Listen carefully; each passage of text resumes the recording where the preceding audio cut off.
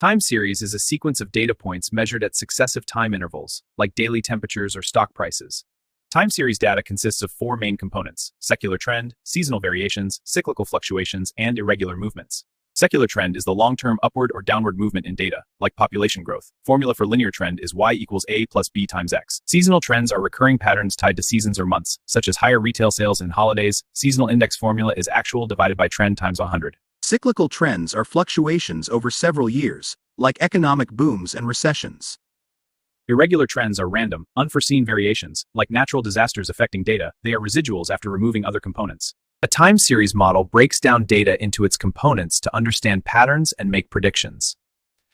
The additive model assumes components add up: y equals trend plus seasonal plus cyclical plus irregular, suitable when variations are constant. The multiplicative model multiplies components: y equals trend times seasonal times cyclical times irregular, used when variations grow with the trend. Signal is the meaningful underlying pattern in data, while noise refers to random fluctuations that obscure it. Secular trends can be analyzed using methods like freehand curve, semi-average, moving average, and least squares. The freehand curve method involves drawing a smooth line through plotted data points by eye, simple but subjective. Semi-average method divides data into two parts, averages each, and draws a line between them. Moving average smooths data by averaging consecutive periods. Formula is sum of k terms divided by k.